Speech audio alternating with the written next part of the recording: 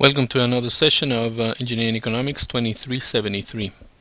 We're going to talk about this week on the techniques of measuring projects again, and we're going to compare present world and future world with internal rate of returns and some of the interactions that they have. First of all, remember that the minimum attractive rate of return would be the rate that you will use to discount the cash flows on your project, and it's related to the financial cost, given the fact that the project can be financed by debt, capital, or a combination of both. We have covered the alternatives of measuring the value of a project using present worth or future worth or annual worth. Also, we had made a comparison with the internal rate of return. When we calculate the present value with the internal rate of return, sometimes the present value is denoted as net present value. That's why you have it as NPV. And if the net present value or present worth of the project is larger than zero, then the project is accepted as satisfying the standards for the investor. When we compare more than one alternative, we compare the present value. We calculate the present value for each one of the alternatives, and then we select the alternative with the highest present value. And if we have the opportunity to select more than one, then we select every one of those that have a larger than zero present value. To compare projects with the different lifetimes across all the alternatives, there are a few methods. One of them would be to use the same period using minimum common multiple of alternative periods. And however, this could be a little cumbersome because to compute the minimum common multiple could give us an unreasonable answer. For instance, if a project has 7, 11, and 13 years, 3 projects have this lifetime, then the minimum common multiple would exceed 1,000 years, and that's just not feasible to use as a practical solution. Another alternative is to use n years that will not necessarily be equivalent for the lifetime of all the alternatives, and this method is known as a planning horizon based on policies that the company has, and that's probably the most practical way of doing it.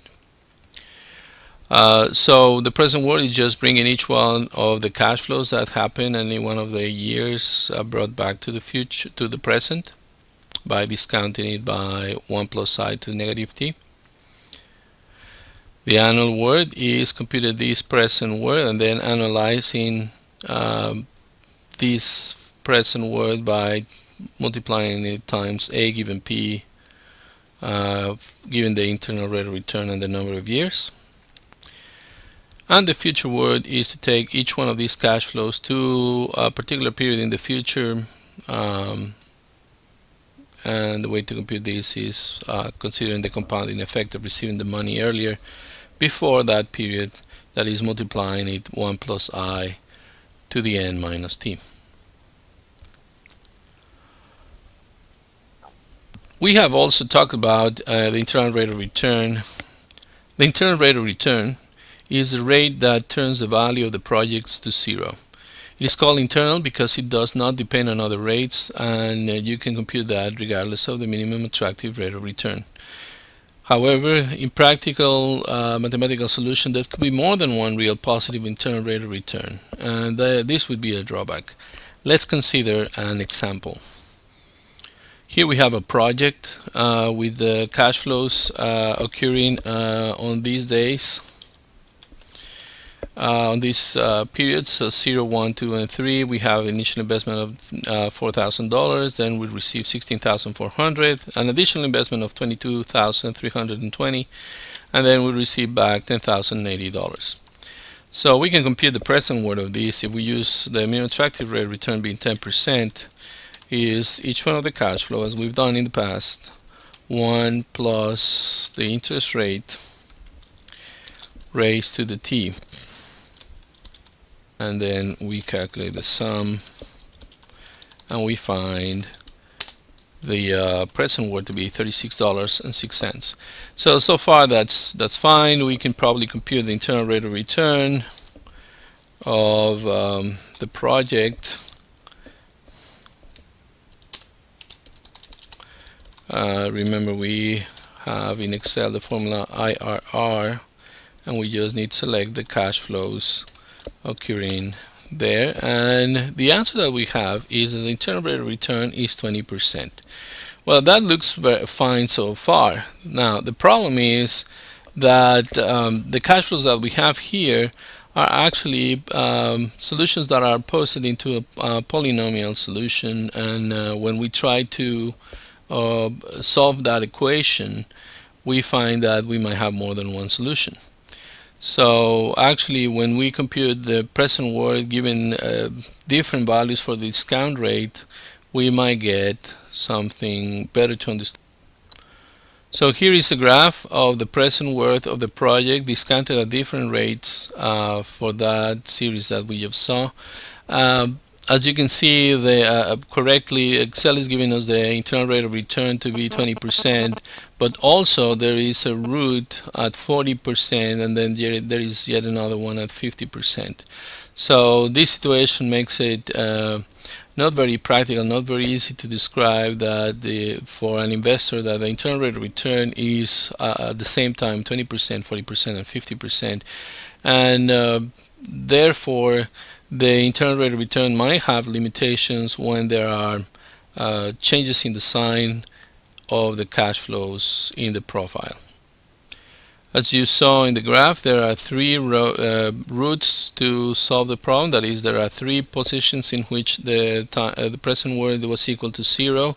And the reason why we have three is because there are three changes in the sign of the cash flows. We have a first change between the first and the second cash flow from negative to positive, and then we have another change from positive to negative between the first and the second cash flow, and finally we have a third change in the sign from the second to the third, or from the second year to the third year cash flows. So given this situation, these three changes, we will find three routes, and that would be a problem. A practical way to try to avoid the problems that the internal rate of return creates is to generate a ratio that somehow takes into consideration the dollar obtained back by the dollar invested, and we call this the saving investment ratio. And the way to compute this is depicted in this section of the video. We have here a project in which we have an initial investment of $1,000, and then we have 4 cash flows of $400 when the minimum attractive rate of return is 10%.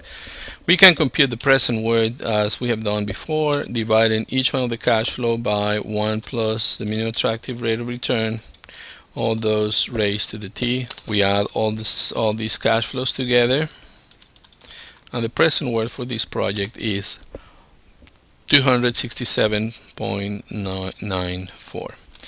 Well, the saving investment ratio tells us that we could compute the summation of all the positive cash flows together. So what we're going to do is we're going to add just the positive cash flows, and we're going to divide those by the summation of all the negative cash flows in their absolute value. So I can compute the absolute value of the negative cash flows, in this case only the initial investment, and the saving investment ratio would be the ratio between the positive over the negative, and this would be the saving investment ratio, and the value is 1.26. And that ratio, as long as it's larger than 1, it means that we're getting a larger cash flow than what we are spending. So we can compute for the original problem with the internal rate of return a saving investment ratio, and we're going to do that in the next video.